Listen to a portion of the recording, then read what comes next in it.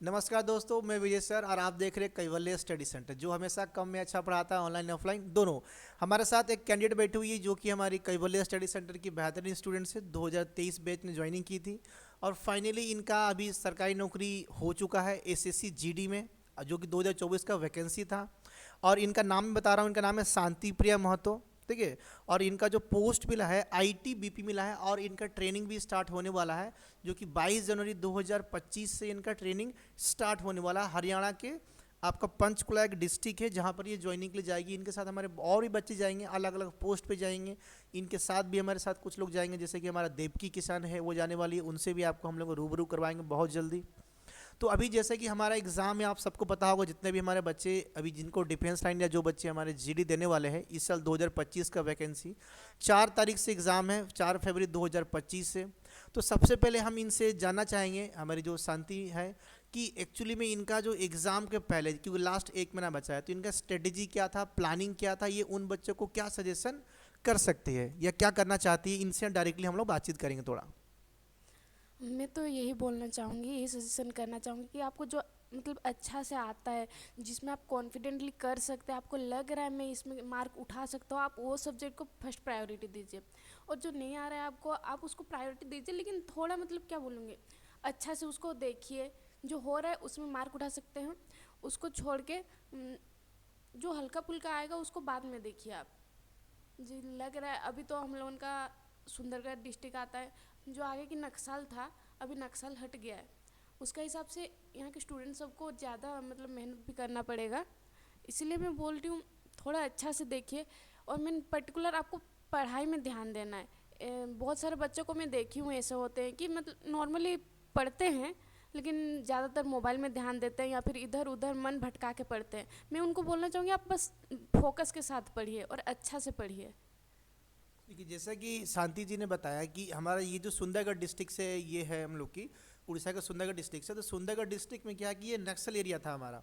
अब ये नक्सल एरिया हट गया है, तो उसी हिसाब से अगर आपको अपना जो मार्क भी आपका बढ़ेगा और आपको अवेयरनेस रहना है कि नक्सल हट गया है तो कट ऑफ क्या जा सकता है, उसी हिसाब से प्लानिंग लेके आपको चलना पड़ेगा। ठीक है ना। और जैसा कि इन्होंने बताया कि मोबाइल एक बहुत बड़ा डिस्ट्रैक्शन है, सबके लिए डिस्ट्रैक्शन। देखिए, मैं भी मोबाइल पकड़ा हूँ, आपको लग रहा हूँ, तो मैं मोबाइल जो पकड़ा हूँ मैं काम के लिए पकड़ा हूँ, मैं इनसे बातचीत कर रहा हूँ, वो चीज़ को मैं यहाँ पर बता रहा हूँ, इनको नोट्स कर रहा हूँ, वो सब चीज़ को हम लोग रखे।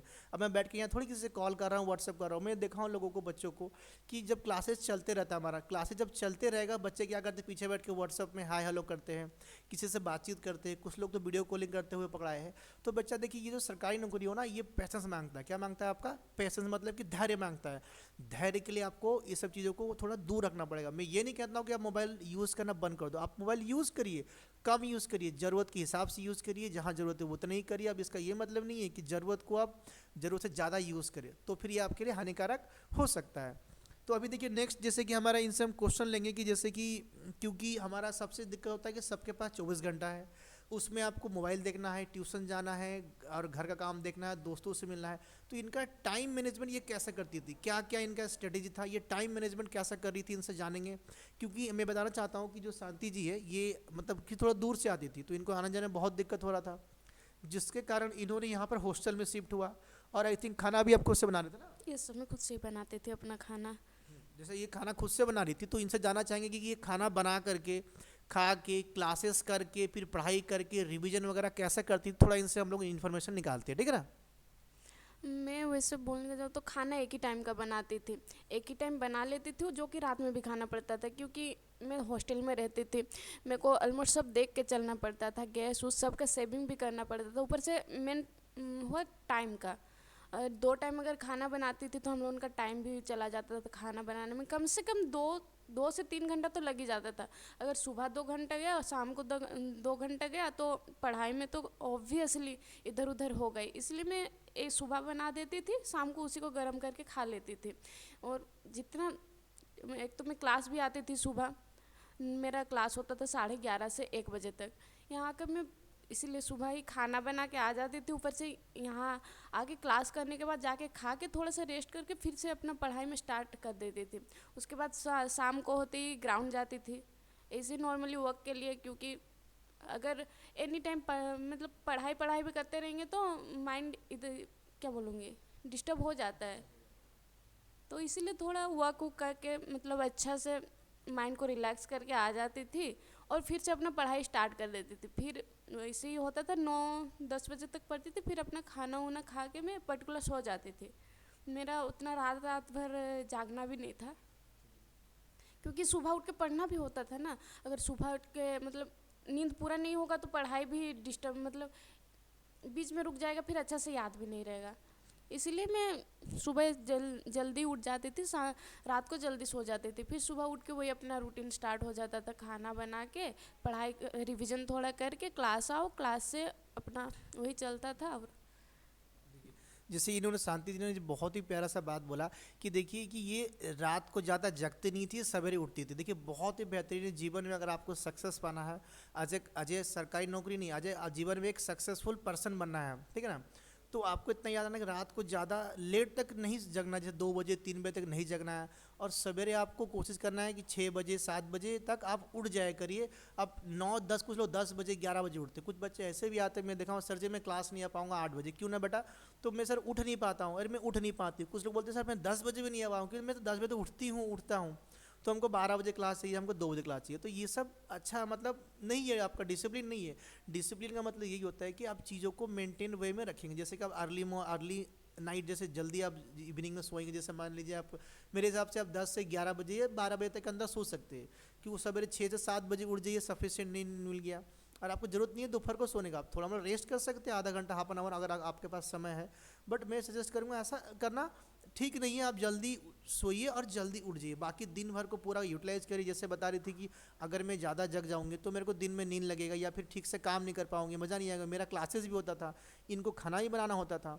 तो इनसे थोड़ा हम लोग जानते हैं इनके बारे में कि अगर जैसे ये खाना बना रही थी, हॉस्टल में रह रही थी, कि इनका काफ़ी खर्चा हो जा रहा होगा। तो अप्रोक्सीमेटली कितना खर्चा हो जा रहा था, और कितना खर्चा की कैसे मेंटेन, पैसा कहाँ से ला रही थी? मतलब खुद कहीं पार्ट टाइम जॉब कर रही थी, घर से कोई फैमिली सपोर्ट था, इनके पापा मम्मी क्या करते हैं, इनके फैमिली के बारे में थोड़ा सा इनसे इन्फॉर्मेशन हम लोग निकालते हैं शांति जी से। वैसे बोलने जाओ तो मेरा अप्रोक्सीमेटली मम्मी भी, मेरे पापा नहीं है, मम्मी नॉर्मली आशा वर्कर है।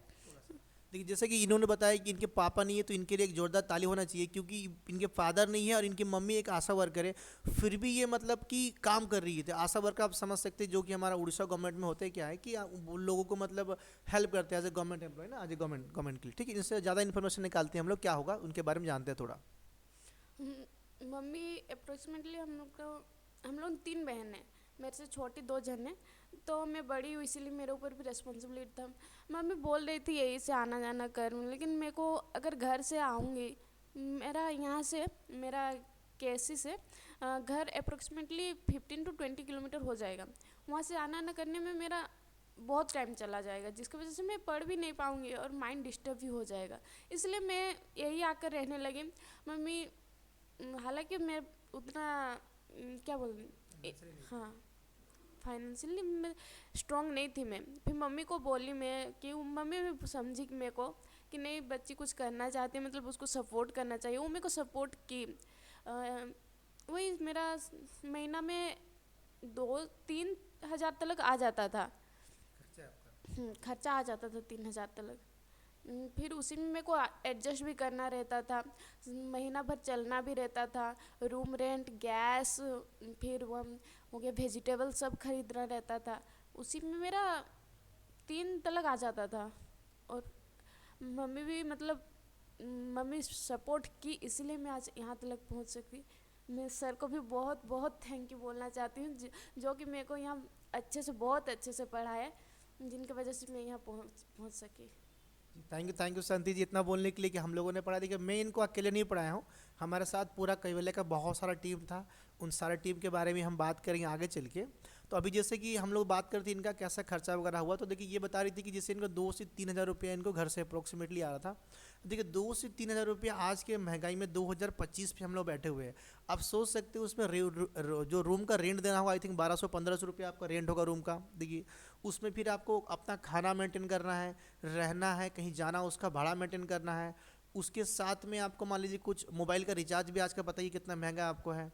मोबाइल रिचार्ज करना, उन सब चीज़ों को ये मेंटेन कर रही थी। और जैसे कि बताया कि ये बहुत ही कोई फाइनेंशियली अच्छा बैकग्राउंड से नहीं है, बहुत ही मुश्किल से इनका परिवार चल रहा था और इनका मम्मी बहुत सपोर्ट की। तो मैं जितने भी पेरेंट्स ये मुझे देख रहे हैं या जो भी इन फ्यूचर में पेरेंट्स बनेंगे मेरे बच्चे या जो हमारे जो व्यूअर्स है, मैं उनको एक रिक्वेस्ट करूँगा कि कभी भी अपने बच्चों को डिमोटिवेट मत करिए। देखिए आप, मैं चाहता हूँ कि आप कहीं से भी पैसा जुगाड़ करिए और अपने बच्चे को एजुकेशन में लाइए, क्योंकि एजुकेशन इज पावर। एजुकेशन में एक पावर है जो कि आपका इतिहास बदल सकता है। ये नहीं इसका मतलब है कि सरकारी नौकरी पाएंगे तो ही आपका हो पाएगा। अगर एक बच्चा परिवार का पढ़ेगा लिखेगा ना, तो वो अपने साथ आने वाला पिछला पीढ़ी को लेकर आगे बढ़ जाएगा।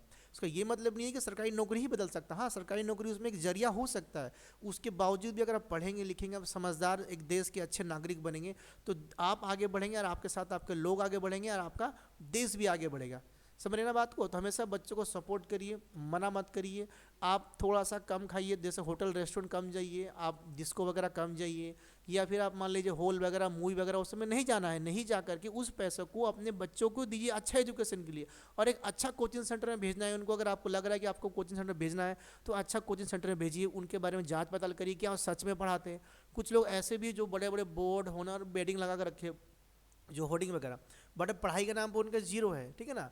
तो बट हमारा तो क्या है कि हम लोग तो पढ़ाते, इन्होंने आया था जब हमारे पास में डेमो वगैरह इनका सब हुआ था। तो आप कहीं भी जाइए, डेमो लीजिए, हर चीज़ों को अब लीजिए। फिर आगे बढ़ते हुए हम लोग आते हैं इनके पास में कि जैसे कि इनसे पूछते हैं कि जैसे कि इनका भी एसएससी जीडी में सिलेक्शन हुआ है। हमारे बहुत से बच्चों का बैंक में हुआ है, किसी का एसएससी सीएचएसएल में हुआ है, उड़ीसा स्टेट में हुआ, अलग अलग कैटेगरी, रेलवे में भी हुआ है बहुत सारे बच्चों का। हमारे सारे फैकल्टी आपको पता ही होगा, सारे के सारे गवर्नमेंट एम्प्लॉय फैकल्टी, ऑलमोस्ट सारे हमारे गवर्नमेंट फैकल्टी, एक दो को छोड़ करके, ठीक है ना। They are very professional teachers. तो अभी जाना चाहते हैं कि इनका जो एसएससी जीडी में इनका कुछ प्लानिंग था या फिर ऐसा ही एग्ज़ाम दिए इनका हो गया, इनके बारे में कुछ इन्फॉर्मेशन इनसे निकालते हैं हम लोग। बोलूँ तो मेरे को जाना था डिफेंस लाइन में ही। ये पता नहीं था कि मैं इसमें जा मेरा इसमें हो जाएगा, इसमें हो जाएगा। मैं बोल तो फर्स्ट टाइम मेरे को कुछ पता भी नहीं था उस टाइम मैं यहाँ के काइबल्य में ज्वाइन की थी, जाके सर लोगों ने बहुत अच्छा से बताया, ये होगा वैसे होगा, बहुत अच्छा से बताया, जिसकी वजह से मैं जान सकी कि नहीं इसमें भी बहुत सारा लाइन होता है। मेरे को इतना पता नहीं था, मेरे को इतना आइडिया भी नहीं था, इसलिए मैं उतना ध्यान भी नहीं देती थी। लेकिन यहाँ आने के बाद सर लोगों ने बोला मेरे को कि नहीं, यहाँ एसएससी जीडी होता है, वहाँ फॉर्म डालिए, अच्छा से होता है। इसलिए मैं वहाँ डाली, मैं वहाँ अपना 100% कंट्रीब्यूट दी। मेरे को लगा कि नहीं मेरा क्या बोलेंगे हो जाएगा, मैं इसमें कर सकती हूँ, मेरे को कॉन्फिडेंट था उसमें, इसलिए मैं अच्छा से उसको की। तो ठीक है, जैसे बताया कि इनको कॉन्फिडेंस था और इनको हमारे तरफ से बहुत ही गाइड मिला, हमारे पूरे के पूरे कैबल्य टीम के तरफ से।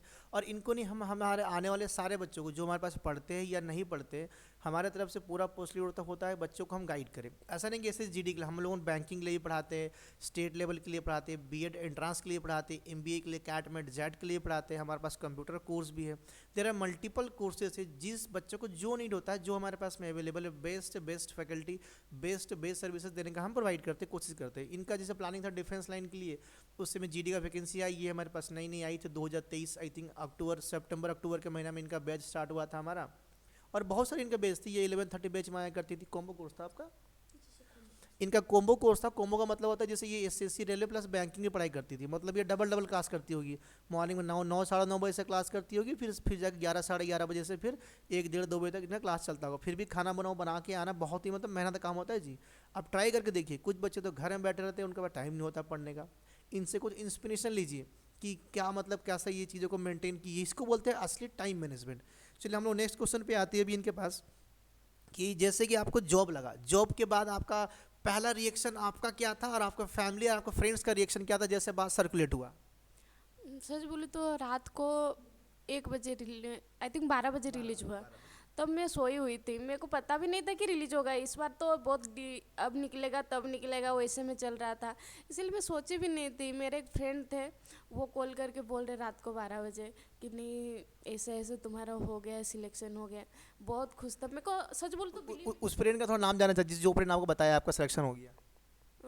उसका नाम था प्रतीक। फिर मेरे को बहुत अच्छा लगा कि नहीं बोला, मतलब मेरे को बिलीव ही नहीं हो रहा था मेरा हो गया बोल के।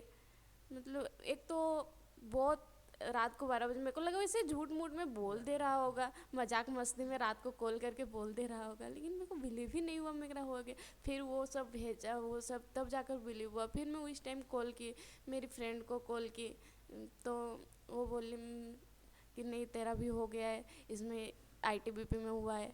मेरे को सच बोल तो ये जो आईटीबीपी सीआईएसएफ वो सब भी पता नहीं था, मैं उसी से सब कुछ पूछी कि ये क्या होता है वो होता है। फिर मम्मी को सुबह कॉल की, सुबह कॉल, रात को तो मम्मी सोई हुई थी इसीलिए डिस्टर्ब नहीं करूँगी सोची, सुबह कॉल की तो वो बहुत खुश थी, मतलब उनको भी बिलीव ही नहीं हो रहा था कि हो गया बोल के, इतना। कि मेरी बेटी सरकारी नौकरी बन गई, सब मम्मी को बिलीव नहीं हो रहा। सोचिए, मतलब इनको खुद को भी विश्वास नहीं था और इनका दोस्त इनको ख्याल रखा था कि इनका रिजल्ट निकला, रात को 1 बजे इनको इन्फॉर्मेशन दिया कि रिजल्ट निकल गया। इनका मम्मी का क्या रिएक्शन था हम थोड़ा सुनना चाहते हैं इनसे। मम्मी सच बोलो तो मतलब क्या बोलूँगी, बिलीव ही नहीं कर रही थी। वो मेरा फ्रेंड है एक तो दीपेश नाम के, उनको कॉल करके पूछी कि ऐसा ऐसा सच में हुआ है क्या, मतलब मेरे बात में बिलीव ही नहीं कर रही थी वो हुआ है क्या बोल के। फिर उनको कॉल की, फिर वो बताए हाँ हो गया, सब दिखाए मम्मी को, यहाँ नाम आया है ऐसे ऐसे हुआ है, तब जाकर मम्मी बिलीव की। मतलब मेरा ये लाइन में आके ज़्यादा साल नहीं हुआ है, 1 ही साल लगभग हुआ होगा। इसीलिए मेरे को मम्मी बोल रहे थे कि इतना जल्दी ऐसे हो गया, अच्छा से पढ़ाई की तब जाकर हुआ है, बहुत खुश हुई वो।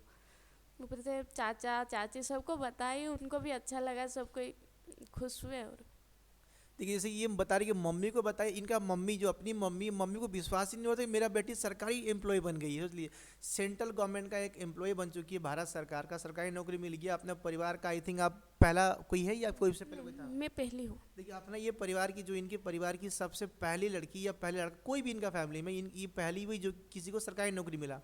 तो अब घर में किसी को विश्वास ऑब्वियसली कैसे होगा अगर आप आज आके बोलेंगे पूरा पीढ़ी में आपका कोई भी एक आदमी सरकारी नौकरी नहीं किया, और अचानक से आप आकर अगर आप बोलेंगे कि मेरा सरकारी नौकरी हो गया है, तो किसी को विश्वास नहीं होगा, लोग सोचेंगे मजाक करें। इनके मम्मी सोच रही मजाक करी, इन बहुत कन्विंस की, समझाई, दिखाई डॉक्यूमेंट, तब जाके मम्मी को लगा कि हाँ मेरी बेटी सच में हुई। और भी देखिए, जैसा कि बताई इन्होंने, ये ज़्यादा समय प्रिपरेशन नहीं की थी, मुझे अभी भी याद है। ये आई थिंक सितंबर अक्टूबर के महीना में हमारा बैच स्टार्ट हुआ था 2023 वाला बैच में।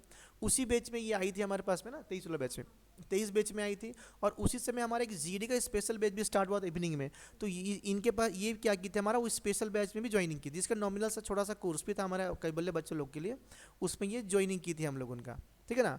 तो इनसे जानते हैं कि हमारा जो बैच हमारा था, उनका जो स्पेशल बैच का क्या इम्पैक्ट गिरा, हमारा जो स्पेशल जीडी बैच का। एक तो पढ़ाई होता है लेकिन हर चीज़ का होता है, जीडी में बस वही जो एग्ज़ाम में गिरेगा एग्जैक्टली जो आ रहा है, मतलब जो प्रीवियस ईयर का क्वेश्चन था, उसको अच्छा से पढ़ाया गया कि नहीं यही यही सब आता है। बहुत सारा होता है कि सिलेबस सभी बच्चे नहीं पता रहता है उनको, यहाँ बताया गया कि ये सब सिलेबस होगा, ये आएगा, उसी सब से बहुत अच्छे से पढ़ाई हुआ। हो गया सर। तो देखिए, जैसे कि इन्होंने बताया कि जैसे कि यहाँ पर इनका मतलब जो हम लोगों उनका जो स्पेशल, देखिए ये हमारे एक अलग बैच में आई थी कॉम्बो बैच में, बट वहाँ से फिर इनका स्पेशल जीडी बैच में एक नॉमिनल सा कोर्स भी देखिए इन्होंने रजिस्ट्रेशन किया कि उसी समय 2023 का जो समय था आपका, 24 में एग्जाम था हम लोगों का जीडी का, फरवरी मार्च के महीना में। तो हमने अनाउंसमेंट किया हर साल की तरह एक जीडी बैच स्टार्ट किया था। और देखिए, जीडी बैच में हम लोगों का क्या होता है, लास्ट 3 बैचेस हम लोग रनिंग कर चुके हैं, हर बैचेस में बच्चे हमारे ढेर सारे सिलेक्शन हुए हैं। स्पेशल बैच हम लोग रन करते हैं और इसमें बताते हैं बच्चों को पढ़ना क्या, गाइड करते हैं। और हम लोग इस बैच को रन करने के लिए आपको विश्वास होगा कि नहीं जो बच्चे देख रहे हैं, हम लोग 6 से 7 महीना 8 महीना का तैयारी होता है हमारा टीम की तरफ से। 8 महीना हम तैयारी करते हैं एक जीडी का बैच बच्चों को पढ़ाने के लिए, स्पेशल बैच ओनली 2 से 3 महीना पढ़ाने के लिए। और उसका देखिए रिजल्ट सामने है, इनके जैसे बहुत सारे बच्चे सिलेक्शन हुए, इनका बैच का सिलेक्शन हुआ, ये खुद ही जानती है। इनका जो बैचमेट लोग था, उन सबका इंटरव्यू बहुत जल्दी हम लोग लेकर आएंगे, 1-2 दिन के अंदर में आप सबको मिल जाएगा यूट्यूब चैनल पे हम लोग उनका। और कोशिश करेंगे जब इनका ट्रेनिंग खत्म हो जाएगी, इनका ट्रेनिंग बहुत सारे सब पास है, तो ट्रेनिंग के बाद जब ये लोग आएंगे तो सबको एक साथ बुलाने का हम लोग कोशिश करेंगे, अगर ऐसा कुछ पॉसिबल हो पाया इन फ्यूचर में, अगर मान लीजिए हम लोग उनका, ठीक है ना। तो अभी जैसे कि हम लोग आते हैं, देखिए हमारा जैसे हमारे स्पेशल बैच का इम्पैक्ट हुआ इनको, तो हम लोग आते हैं जैसे कि अभी मान लीजिए कि ये बुक्स वगैरह और इनका नोट्स वगैरह कैसे प्रिपरेशन की, कहाँ से मालूम चला, क्या मालूम चला इनको, इनके बारे में थोड़ा सा आपको इन्फॉर्मेशन अभी हम लोग इनसे लेते हैं कि कैसे बुक्स वगैरह क्या प्रिपेयर की, क्या कैबल्य स्टडी सेंटर से जो नोट्स दिया था वो सफिशियंट था या बाहर से एक्स्ट्रा बुक्स वगैरह इनको खरीदना पड़ा, इनसे थोड़ा इन्फॉर्मेशन लेते हैं हम लोग। मेरे को बुक बोलने से काइबले में ही जो बुक मिला था मैं उससे पढ़ी। सर लोगों ने बहुत अच्छे से नोट देते हैं, मैं यही जो नोट से ही पढ़ी। पैम्पलेट सब दिया जाता है यहाँ, पैम्पलेट सब में बहुत अच्छा से मतलब बताया जाता है कि ये होगा वो होगा। नोट भी बहुत अच्छा दिया होगा, मैं नोट से ही पढ़ी हूँ, मैं इधर उधर का ज़्यादा बुक नहीं खरीदी, मैं नोट से ही ऑलमोस्ट यहाँ की पढ़ाई की। सर लोग बहुत अच्छे से नोट भी दे देते हैं। काइबल्य का जो बुक है उसमें बहुत अच्छे से सब एक्सप्लेन भी रहता है, मैं उसी से ही सब कुछ पढ़ाई की हूँ। देखिए जो नोट्स हम लोग हमारे जो फैकल्टी हमारी जो टीम जो आपको दे रहा था वो क्या अपडेटेड था, पूरा लेटेस्ट था या पुराना वाला कुछ दे रहे थे आप? नहीं नहीं, वो लेटेस्ट ही था। जो गिर रहा है, मतलब जो आते आते आ रहा है, उस सब से पता चलता था कि नहीं पैटर्न कैसा है। पैटर्न के हिसाब से सर लोग अच्छा से बताते थे कि ये गिरेगा, सिल मतलब इससे आ रहा है, ये सब गिरने का चांस है। वो सब अच्छा से, बहुत अच्छा से नोट में दे दे रहे थे। देखिए हमारा टीम ने क्या किया था कि हम लोगों ने क्या किए थे, लास्ट 6-7 महीना हम लोग रिसर्च किए थे। एसएससी जीडी में जितने सवाल आए थे हर एग्जाम्स को पूरा हम लोग चैप्टर वाइज कलेक्शन किया था। उसके साथ हमने क्या किया था कि और भी ढेर सारे जैसे सीजीएल हो गया, सीएचएसएल हो गया, एमटीएस के वो सवाल उठाए थे जो कि जीडी में आ सकता है, क्योंकि एग्जाम का लेवल भी बढ़ा ना, उसी हिसाब से हम लोगों ने प्लानिंग किया था। और बच्चों को बाकायदा हम लोगों ने हैंड आउट दिया, पीडीएफ दिया, उसको पढ़ाया, बहुत सारी चीज़ हम लोग किए थे। तो इनसे जानना चाहते हैं कि जैसे हमारा कैवल्य स्टडी सेंटर है, जो लोग जानते होंगे, हमारा ऑफलाइन और ऑनलाइन दोनों कोचिंग अवेलेबल है। हम बच्चों को ऑफलाइन में पढ़ाते हैं, हम उनको ऑनलाइन में पढ़ाते हैं। इनसे जानना चाहते हैं कि इनको ये ऑनलाइन से पढ़ती थी कि नहीं पढ़ती थी, या ऑफलाइन में पढ़ती थी कि नहीं पढ़ती थी, क्या इनका इम्पैक्ट था, ऑनलाइन से ज़्यादा सीखी या ऑफलाइन सीखी, या दोनों का बेनिफिट उठाई, क्या क्या इनका बेनिफिट हुआ हमारे साइड से, थोड़ा इनसे इन्फॉर्मेशन हम लोग निकालते हैं यहाँ पर। मैं सच बोलूँ तो पढ़ती थी, दोनों पढ़ती थी। ऑफलाइन में भी क्लास करती थी, फिर ऑनलाइन में जाकर करती थी। क्योंकि अगर ऑफलाइन में क्लास एक बार हो गया है और वो ऑनलाइन में होगा तो मेरा रिवीजन हो जाता था। इसीलिए मैं ऑफलाइन भी करती थी और ऑनलाइन भी दोनों करती थी। क्योंकि अगर अच्छा से मतलब जो मेरा कन्फ्यूजन रह जाता था, बीच बीच में समझ नहीं पाती थी। ऐसे होता था कि क्लास में समझाते हैं सर, अच्छा से समझाते हैं, यहाँ समझ भी जाते हैं, लेकिन घर जाने के बाद वो चीज़ भूल जाते हैं हम लोगों। वही अगर मैं ऑनलाइन में जाकर फिर से देख लेती थी तो वो मेरा याद रहता था। इसलिए मैं दोनों ही चूज करती थी। देखिए जैसे इन्होंने कहा कि मैं ऑफलाइन में पढ़ती थी, बट ऑफलाइन में क्या डिमेरिट है कि आप एक बार पढ़ें, उसके बाद ख़त्म हो गया, आप उस चीज़ को दोबारा नहीं देख सकते, जो नोट्स बनाए वही देखेंगे। साथ ही और क्या होता है कि मान लीजिए अगर आप उस चीज़ को दोबारा देख लिए, तो इसलिए तो मैं हमेशा बोलता हूँ ना, हमारे साथ टीचर बोलते हैं कि कैवल्य स्टडी सेंटर जो कम में अच्छा पढ़ाए, ऑनलाइन ऑफलाइन दोनों, मतलब ऑफलाइन के साथ में आपको ऑनलाइन का बेनिफिट हमारा सेंटर ये जो सारे बच्चों को प्रोवाइड करते, देखिए उनका रिजल्ट दिखे सामने कि ऑफलाइन पढ़ती थी, फिर जाके घर में उसी चीज़ को ऑनलाइन में दोबारा पढ़ती थी या रिविजन करती थी। इनसे इनको बहुत ही बेनिफिट मिलता था, और बेनिफिट होगा भी, क्योंकि आप चीज़ों को देख लिए, एक बार नोट्स बना लिए, घर में भूल गए सर क्या बोले थे, तो जाके फिर से हमारे एप्लीकेशन में जाके वीडियो को देखा करती थी, उसको डाउनलोड करती थी। हम लोग इनको लाइब्रेरी का फैसिलिटी दिए थे, बच्चे यहाँ बैठ के पढ़ते थे। हमारे पास में फ्री वाईफाई का सिस्टम था, यहाँ पर मैगजीन वगैरह है, न्यूज़पेपर भी अवेलेबल है, जिनको चाहिए वो होता था, वो पढ़ते थे बच्चे हमारे पास में, दिन भर बच्चे पढ़ते हैं हमारे पास आके, ऐसा कोई इशू नहीं है हम लोगों ने, ठीक है ना। नेक्स्ट इनसे जैसे हमारे कुछ टीचर्स वगैरह जैसे इनको पढ़ाई करते थे, उनके बारे में थोड़ा सा इनको लेते, जैसे कि हमारे सुब्रत नाहक सर के बारे में आप क्या बोलना चाहेंगे? मैं नाम लूँगा, आप उनके बारे में कुछ कुछ रैंडमली बोलेंगे। सुब्रत सर बहुत अच्छा पढ़ाते थे। मतलब वो जिस हिसाब से पढ़ाते थे ना, मज़ा आता था पढ़ने में। वैसे नहीं था कि मतलब एक एक होता है कि नहीं, पढ़ते पढ़ते क्या पढ़ा रहे हैं क्या नहीं समझ नहीं आता था। लेकिन सर बहुत अच्छा पढ़ाते थे, हंसी मजाक कर बहुत अच्छा से पढ़ाते थे, जिससे कि सब कुछ याद भी रह जाता था। हमारे जो रश्मि सर रश्मि सर भी बहुत अच्छा पढ़ाते थे। वो अच्छा से सब समझाते थे, सबसे मतलब पूछते भी थे कि समझे कि नहीं, जिसको समझ में नहीं आया वो बोलो भी बोलते थे। मतलब बहुत अच्छा से ही पढ़ाते थे सर भी। और इसके बाद जैसे हम लेंगे आपका श्रीकांत सर, लेंगे श्रीकांत सर का। श्रीकांत सर तो बहुत अच्छा पढ़ाते। जीके बोलने से वो क्या बोलेंगे, मैं आज तक जितने भी सर से पढ़ी हूँ उनसे श्रीकांत सर बहुत अच्छा पढ़ाते हैं जीके। क्योंकि उनका जो पढ़ाने का तरीका है उससे याद ही रह जाता है, जीके बहुत अच्छा से याद रह जाता है। उसके बाद हम लोग लेते हैं यहाँ से आपका शुभेंदु सर से कुछ पढ़े थे आप लोग, शुभेंदु सर जो हमारे सेक्शन हाँ ऑफिसर है। हाँ, शुभेंदु सर अभी शायद कोई सेक्शन ऑफिसर, ऑफिसर हाँ है, सेक्शन दोनों ऑफिसर। सर हैं। वो हम लोगों का पॉलिटी पढ़ाते थे, जो कि बहुत अच्छा से याद, मतलब वो एक तो पढ़ाते थे, फिर हम लोगों का रिवीजन भी करते थे, ऊपर से क्वेश्चन भी पूछते थे, जिसकी वजह से हम लोगों का सब याद भी रह जाता था अच्छा से। बहुत अच्छा पढ़ाते थे शुभेंदु सर भी। और आपके बीच में जो मोनालिसा मैडम, जो कि वो भी हमारी एम्प्लॉय बन चुकी है, आपका एग्जीक्यूटिव लेवल पे है, तो उनके बारे में क्या आपका रिव्यू रहेगा? वो उनसे भी ये पढ़ी है। बोलने जाओ तो Monalisa is my favourite ma'am. बहुत अच्छा लगता था उनसे पढ़ने में। वो मतलब बहुत अच्छा से एक्सप्लेन करती थी, पढ़ाती थी सब बच्चे को, मतलब देखती थी अच्छा से, मतलब अपने फ्रेंड लोगों के जैसे नॉर्मल थी वो। बहुत अच्छा से देखती थी सबको। और जैसे इंग्लिश आप पढ़े हैं स्नेहा मैडम से, स्नेहा मैडम इंग्लिश आपका बैच लिया करती थी, तो उनके बारे में। स्नेहा मैडम बोलने जाओ अच्छा से पढ़ाती थी वो। मतलब बच्चा लोगों को जो समझ में नहीं आ रहा है वो पूछो भी बोलती थी, क्या नहीं समझे मेरे को उसी वक्त पूछो बोलती थी। बहुत अच्छे से पढ़ाती थी वो भी। उसके बाद जैसे कि अपन लोग आते हैं आपका नेक्स्ट हम लोगों का पास में आपका है हमारे सोनी मैडम, जो कि हमारे जीडी स्पेशल बेस था। सोनी मैडम हमारा जो करंट अफेयर या फिर स्टैटिक जीके और हमारा हिंदी हिंदी का जो बहुत बड़ा रोल प्ले हुआ था इनका एग्जाम में, उस हिंदी को जो सोनी मैडम के बारे में आपसे जानना चाहते हैं, सोनी मैडम के बारे में क्या बताएंगे? सबसे पहले जानना चाहेंगे कि इनका जो एग्ज़ाम में सब्जेक्ट में जो हिंदी में कितना मार्क आया था? हिंदी लिए थे आपने? हाँ, मेरा हिंदी में 35 समथिंग आया था, क्योंकि सोनी। देखिए जैसे मैं बताना चाहता हूँ कि आउट ऑफ 40 में से जो 40 मार्क का एग्जाम होता है हिंदी का, आप हिंदी या इंग्लिश में किसी एक पेपर को ले सकते हैं। हिंदी में आपका 40 में से इनका 35 मार्क आया था। उसमें क्या रोल प्ले रहा है सोनी मैडम का, उनके बारे में इनसे थोड़ा रिव्यू लेंगे हम लोग। मैं बेसिकली ओडिया मीडियम से हूँ, मेरे को इंग्लिश उतना आता नहीं है।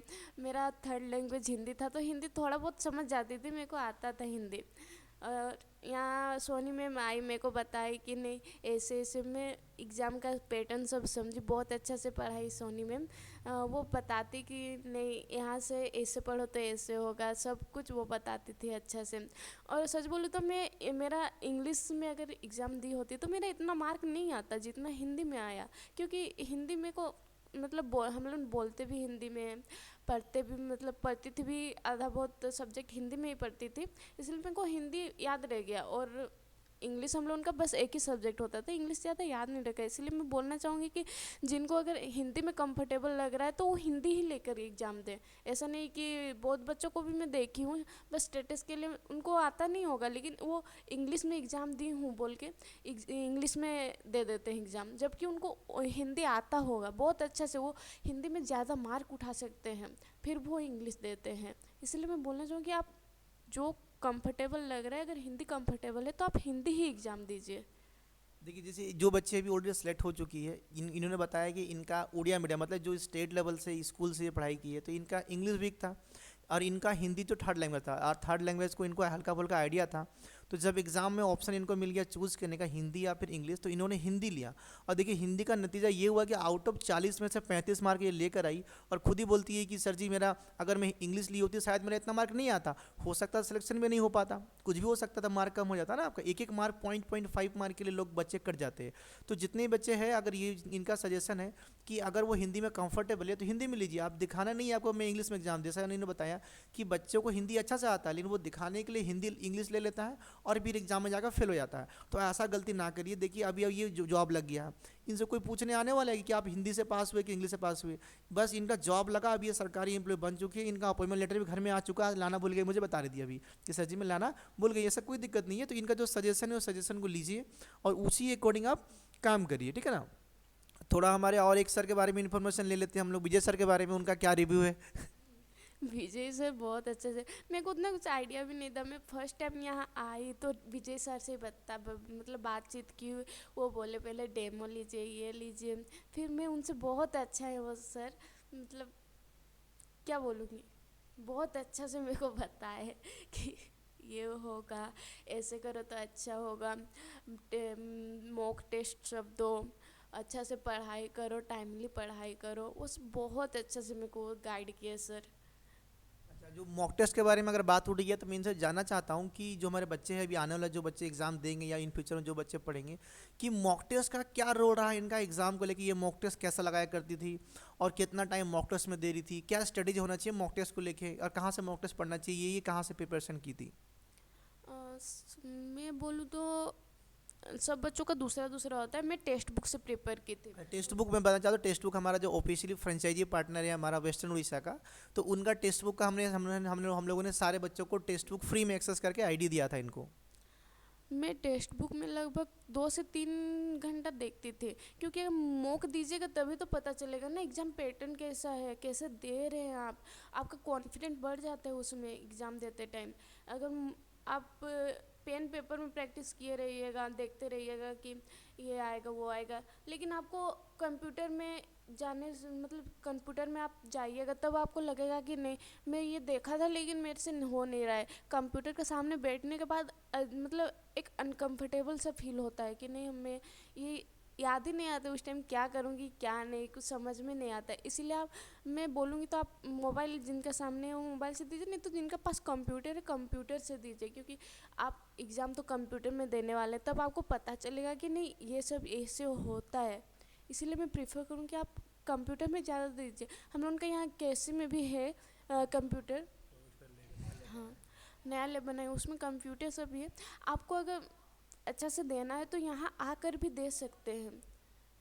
देखिए जैसे कि शांति ने बताया कि अगर आपके पास में अगर सिस्टम अवेलेबल लैपटॉप या डेस्कटॉप है, अगर आप घर पे अगर मान लीजिए अगर आप प्रीफर कर रहे हैं तो घर पे आप मॉक टेस्ट कंप्यूटर में लगाइए। मोबाइल में देने से क्या होता है ना कि आप मान लीजिए मोबाइल पे मॉक टेस्ट लगा रहे, किसी का फ़ोन आ गया, टेस्ट तो पास हो जाएगा, बट होता क्या दिक्कत है ना कि आपका उसमें थोड़ा कॉन्फिडेंस लूज हो जाएगा, आपका ध्यान भटक जाएगा। क्योंकि जब एग्ज़ाम आप एग्ज़ाम सेंटर में जब देते हैं कंप्यूटर में बैठ के, तो होता क्या है कि पूरा 1 घंटा मतलब 1 घंटा ही देंगे, 1.5 घंटा मतलब 1.5 घंटा, 2 घंटा मतलब 2 घंटा, आपको हिलना नहीं होता है। तो मोबाइल में क्या होता है ना कि मान लीजिए मैं फ़ोन पकड़ा हूँ, टेस्ट लगा रहा हूँ, किसी का फ़ोन आ गया, हाँ जी हाँ जी, ऐसा करके मैं बिजी हो गया, तो ऐसा नहीं करना है। और देखिए जैसा कि इन्होंने बताया कि हमारा एक कैबल्य का ऑफिशियली हमारा कंप्यूटर लैब भी है, जिसमें बहुत सारे बच्चे आके मॉक टेस्ट देते हैं, बहुत सारे कंप्यूटर लगा, एक दो नहीं, बहुत सारे कंप्यूटर्स अवेलेबल है। आप आके यहाँ पे मॉक टेस्ट लगा सकते हैं फ्री ऑफ कॉस्ट, जिसका कोई चार्जेस भी नहीं है। और साथ में अगर आपके पास अपना मॉक टेस्ट है, आप लॉगिन कर सकते हैं, नहीं तो हमारे ऑफिस की तरफ से फ्री मॉक टेस्ट दिया जाता है। अब बैठ के वहाँ पर मॉक टेस्ट लगा सकते हैं, फ्री वाईफाई लगा, वो बहुत सारे बेनिफिट है जी। जो बच्चे पढ़ते हैं उनको पता है, समझे ना, जो नहीं पढ़ते उनको कुछ नहीं पता। लोग कहते हैं कि हम मॉक टेस्ट करवाएंगे, बट हम लोग मॉक टेस्ट करवाते हैं बच्चों को, उनको free of cost mock test दिए, सामने देखिए बैठिए, ये भी इनको टेस्ट बुक का दिया गया था। और हमारा लैब भी है, लैब में भी आके लगा सकते हैं। मैं सजेस्ट करूँगा मेरे जितने भी बच्चे हैं, जितने व्यूअर्स हैं, कि आप हमारे पास या कहीं पर भी आप घर में या बाहर में आप कंप्यूटर लैब में टेस्ट लगाइए, वो आपको एग्जाम का अनुभव मिले। नहीं तो एग्जाम में समझ नहीं आएगा कहाँ आप कंप्यूटर पकड़े, कहाँ कीबोर्ड, कहाँ माउस, दिक्कत होता है बहुत सारे एग्जाम में ना जी। चलिए इनसे नेक्स्ट कुछ सवाल पे आते हैं कि इनका जो भी जहाँ अभी तक का सफ़र रहा 1 से 1 साल का हमारे साथ में, तो इनका जो केसी की तरफ से क्या सपोर्ट मिला, 2-4 शब्द इनसे लेंगे। केसी की तरफ से बोलते मेरे को बहुत सपोर्ट मिला है। मेरे को उतना आइडिया भी नहीं था सिलेबस कैसे होता है, एग्ज़ाम कैसे आता है, सब कुछ इन्होंने बताया। ऊपर से मॉक टेस्ट क्या होता है वो भी पता नहीं था। फ्री वाईफाई दिए जिससे कि मैं पढ़ाई कर पाई यहाँ अच्छा से। और हाँ, ऑनलाइन क्लास भी दिया गया जिससे मैं बहुत अच्छा से पढ़ी। और मेरे को क्या बोलूँगी, यहाँ आने के बाद बहुत अच्छा सा फील हुआ कि नहीं मैं यहाँ कर सकती हूँ। सलून बहुत अच्छे से समझाए, ये कीजिए वो कीजिए तो सही रहेगा। मैं यहाँ आके बहुत अच्छा से प्रिफर की। और सर लोग भी बहुत अच्छे हैं यहाँ के। आपको जो समझ में नहीं आएगा वो आपको बार बार पूछते आप समझे कि नहीं, आपको बहुत अच्छा से बताते हैं। मतलब ऐसे कीजिए वैसे कीजिए बोल के। आपको जो समझ में नहीं आएगा आप डायरेक्ट आके पूछिए। और मैं बहुत से बच्चों को भी देखी हूँ कि यहाँ जो समझ नहीं पाते हैं वो बैठ जाते हैं कि नहीं मैं नहीं समझी, हटाओ छोड़ो बोल के बोल देते। लेकिन आपको जहाँ समझ नहीं आया वो आप उठ के डायरेक्ट पूछिए सर लोगों से कि मेरे को ये समझ में नहीं आया। और एग्ज़ाम सब के बारे में भी आपको समझ में नहीं आ रहा है, आप बहुत सारे बच्चों को देखी हूँ नया नया आते हैं, समझ में नहीं आते उनको, मैं ये गिराऊंगी वो गिराऊंगी कैसे डालूंगी, मेरा खुद का मेरे को समझ में नहीं आ रहा था। फिर मैं सर से पूछी कि नहीं कैसे में कैसे गिराया जाता है, कैसे मॉक टेस्ट होता है, क्या होता है, सब पूछी तब जाके मेरे को अभी आइडिया आया थोड़ा से। आप मैं आपको भी बोलूँगी कि नहीं, आपको नए नए बच्चे हैं अगर, तो आप किसी से पूछ के ही कीजिए। और सच बोलूँ तो आप जो एग्ज़ाम में फॉर्म भरते हैं ना वो अच्छा से भरिए। आपका नाम गांव जो भी दे रहे हैं बहुत अच्छा से दीजिए। क्योंकि मेरे फ्रेंड लोगों ने 2-3 जन, उनका शायद नाम में कुछ रोंग हो गया था, उनको एग्ज़ाम तक लिखने नहीं दिया गया। उनके वजह से उन लोगों का 1 साल पूरा बर्बाद हो गया। इसीलिए मैं बोलूँगी कि अच्छा से अपना नाम गांव सब कुछ फॉर्म में डालिए। जैसे कि शांति जी ने कहा कि अगर आप स्पेशली जो बच्चे फॉर्म फिलअप कर रहे हैं, इनका एक दोस्त थी जिन्होंने अपना नाम गलत किया था, तो उनको एग्ज़ाम देने नहीं मिला, इनका 1 साल वेस्ट हो गया। अब देखिए किसी भी एग्ज़ाम को अगर आप फॉर्म फिलअप करें, मेरा एज ए पर्सन, कि अगर आप एग्ज़ाम दे रहे हो तो आप मिनिमम 10 क्लास तक पढ़े होंगे, 12th या ग्रेजुएशन पढ़े होंगे, या आप मान लीजिए कोई बच्चे पीजी या बीएड किए होंगे, तो इतना तो कॉमन सेंस बनता है कि आपको अपना जो फॉर्म फिलअप करना, अपना नाम का स्पेलिंग जो सच में लिखा हुआ आपका मैट्रिक में वो हो गया, पापा का नाम, मम्मी का नाम, डेट ऑफ बर्थ, इन सबको ठीक से भरिए। देखिए एक भी गलती होगा ना, आप एग्जाम क्वालिफाई होकर भी डिसक्वालीफाई हो जाएंगे, डॉक्यूमेंट वेरिफिकेशन में आप कर सकते हैं। तो ऐसा गलती ना करें, जब भी फॉर्म फिलअप करें पूरा सतर्क इंसान बने, एक सतर्क पढ़े लिखे, जैसे आप सर्टिफिकेट मिला है आप पढ़े लिख के एग्ज़ाम दे के पास हुए हैं, उसी तरह का आप आराम से पूरा सोच समझ के एक एक स्पेलिंग को चेक करके भरिए, क्योंकि फॉर्म सिर्फ एक बार भरना है आपको। नहीं तो आप एग्ज़ाम में जब क्वालिफाई करके पहुंच जाएंगे फाइनल स्टेज पर, जाके आप डॉक्यूमेंट वेरिफिकेशन में कट जाएंगे। तो ऐसा आपके साथ में नहीं होना चाहिए, ठीक है ना। और इनसे एक सेशन लेते हैं हम लोग आपका, जाते जाते हम लोग कुछ सेशन लेके जाएंगे कि जैसे कि मान लीजिए इनका सबसे ज़्यादा जो मतलब कि कौन सा सब्जेक्ट में इनका फोकस था, और किस में फोकस नहीं था, जिसमें फोकस है उसके लिए क्या किए, जिसमें फोकस नहीं था उसके लिए भी क्या किए। 2 सवाल इनसे पूछे कि कौन सा सब्जेक्ट इनका बेस्ट था, उसमें कैसे इन्होंने फोकस किया, जो सब्जेक्ट वीक था उसको उसके लिए इन्होंने क्या स्ट्रेटेजी मेंटेन किया अपने लिए एग्जाम के लिए। मेरा 2 सब्जेक्ट बहुत ही अच्छा से होता है। रीजनिंग मतलब मैं मतलब जितना भी आता है क्वेश्चन उससे मेरा 1 या 2 क्वेश्चन ही छूटेगा, नहीं तो मेरा रीजनिंग बहुत अच्छा से हो जाता है। इसलिए मैं फर्स्ट रीजनिंग को अपना बेस बनाई, उसके बाद हिंदी में आई।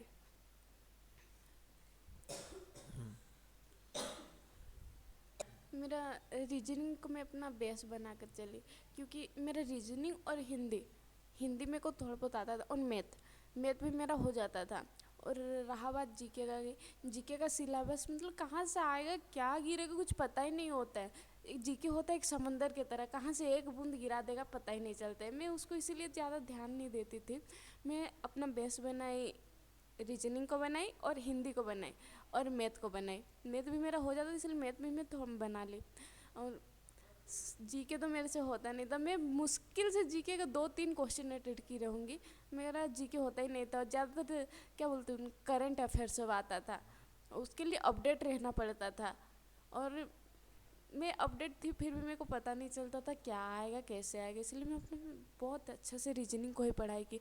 मेरा रीजनिंग में क्या बोलूँ 20 क्वेश्चन था, आई थिंक मेरा 18 करेक्ट हो जाता था।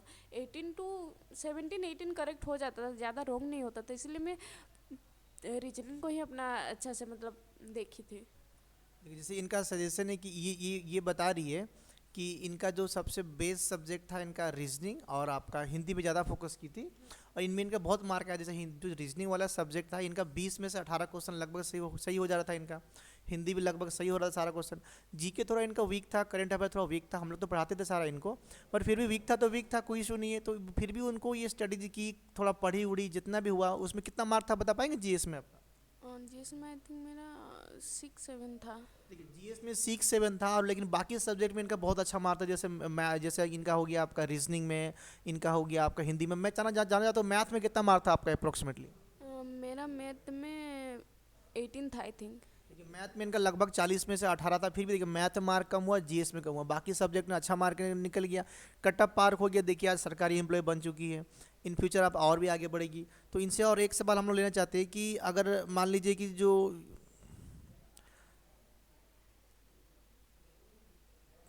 जैसे अभी हमारा अपकमिंग जो एग्ज़ाम आने वाला है, तो लास्ट 2 शब्दों में जानेंगे इनसे कि हम लोग जो अपकमिंग एग्ज़ाम है 4 तारीख से, स्पेशली जीडी वाले बच्चे हैं उनके लिए क्या सजेशन देना चाहिए। 1 महीना का समय बचा है, उनके लिए क्या सजेशन इनका होगा? मैं सजेस्ट करना चाहूँगी आप अच्छा से पढ़िए, जो मतलब नया मत पढ़िए, जो हो चुका है आपका जो हो रहा है आप उसी को रिवीजन कीजिए। ऊपर से मॉक टेस्ट दीजिए, क्योंकि मॉक टेस्ट में सब कुछ आता है आपको, जो मतलब पता चलेगा कि नहीं ऐसे आ रहा है क्वेश्चन। और मॉक टेस्ट में आधा से ज़्यादा कवर हो जाता है, और मॉक टेस्ट से पता भी चलता है क्वेश्चन का लेवल कैसा है। अ, ऐसा होता है कि मतलब एग्ज़ाम में हम लोग जाते हैं तब ऐसे बिना मॉक टेस्ट के पढ़ लेते हैं, हम लोग पढ़ने का पढ़ लेते हैं, लेकिन वहाँ जाके हम कॉन्फिडेंट डाउन हो जाता है कि नहीं मैं तो ये पढ़ी थी मेरे को अभी याद नहीं आ रहा है। और एक बार अगर मॉक टेस्ट दे दीजिएगा तो आपको कॉन्फिडेंट आएगा कि नहीं, आपको वहाँ से पता चल जाएगा मैं कितना मार्क आ रही हूँ, मेरा एवरेज कितना है। आप उस हिसाब से अपना पढ़ाई को आगे बढ़ाइएगा।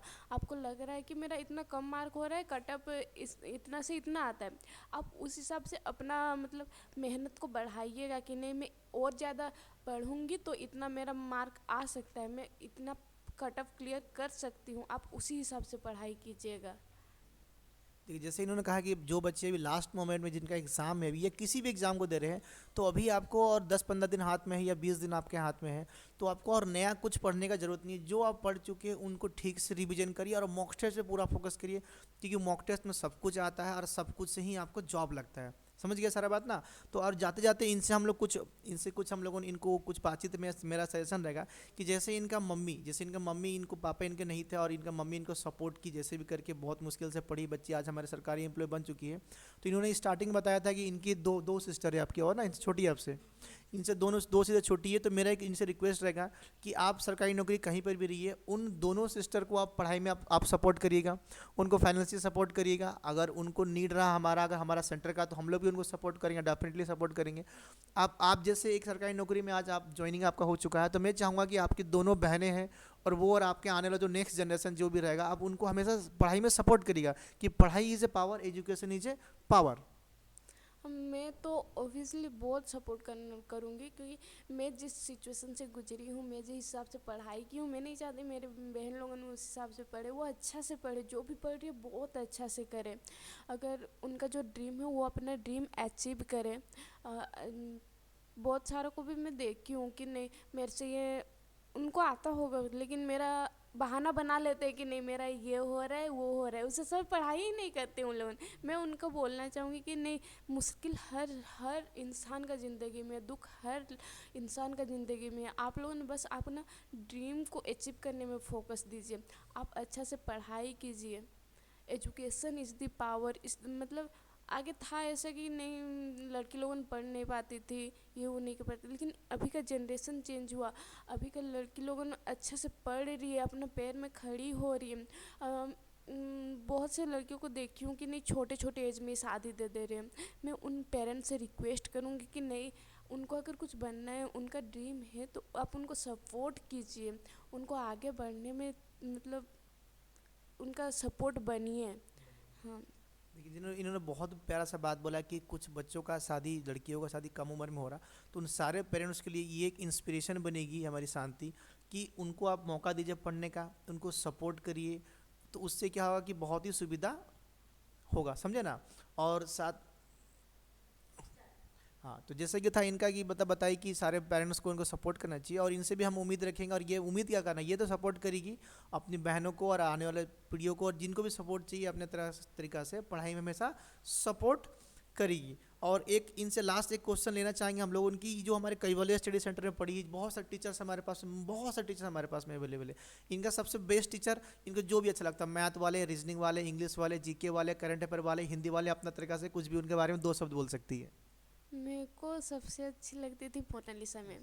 वो मेरी मतलब हर चीज़ में बोलती थी कि सपोर्ट करती थी, अच्छा से पढ़ो, ये वो देखो, बताती थी हर चीज़ ऐसा से बताती थी। वो मेरी फ्रेंड जैसे, मतलब पूरा फ्रेंड जैसी थी, पूरा खुल के सब कुछ बोलती थी, समझाती थी, बहुत अच्छी थी। मेरे को मोनालिसा मैम ही मतलब फर्स्ट टाइम जो आई थी मैम, उस टाइम रीजनिंग भी मेरे को नहीं आता था।